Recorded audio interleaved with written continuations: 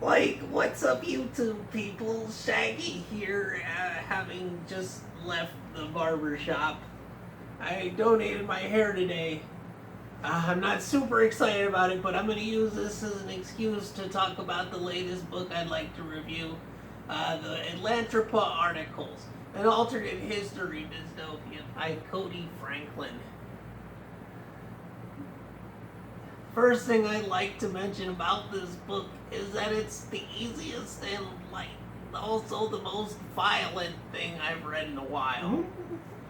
It starts with a woman's arm being snapped by a cyborg and ends with a murder. But it's just short of 200 pages, so it'll only take you like a few hours to get through this novel. The underlying themes seem to be mostly centered around the duality that exists between obligation to your family and obligation to your career or your country. Self-proclaimed patriots are obviously singled out here as well, for seeing their country through rose-colored glasses and assuming the red flags are just flags. There's also a subtle dig at historians for just assuming that their predecessors didn't have ulterior motives when recording or translating histories.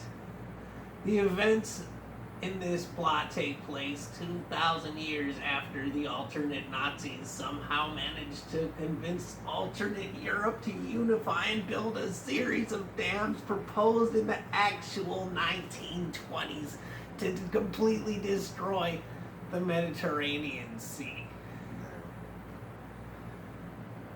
It did provide them with an unlimited supply of power, though, I guess. Hitler died a little bit earlier in this timeline too, so there was no World War II, but this is the worst part of the whole thing, man. It is implied that the Holocaust still happens, but it's much worse, so by the time period mentioned in this book, there's only a few thousand Jews left on Earth. But the ordinary people in Germania are still under the impression that all of their enemies are Jewish, and all of the original Nazis are basically just the same as Caesars. People basically think Hitler is like some kind of tall supermodel. To be fair, people who've never seen the dried up Mediterranean Sea still assume that it's like some kind of nice fertile grassland, but it's actually an extremely salty desert called the Kiln because of its dry heat.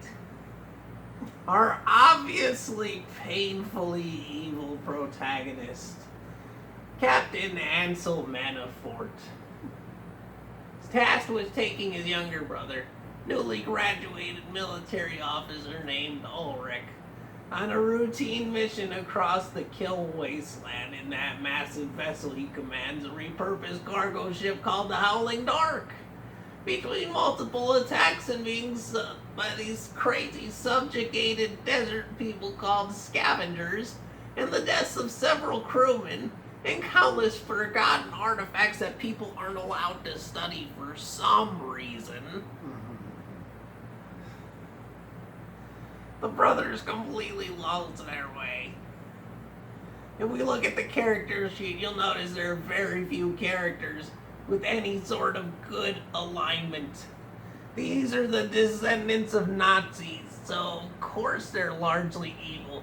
All active Nazis are evil and deserve to be punched. Punch Nazis! Do it! If you ever see a Nazi, punch him. But that's all. My hair is going to charity. Share, and subscribe, man. One love.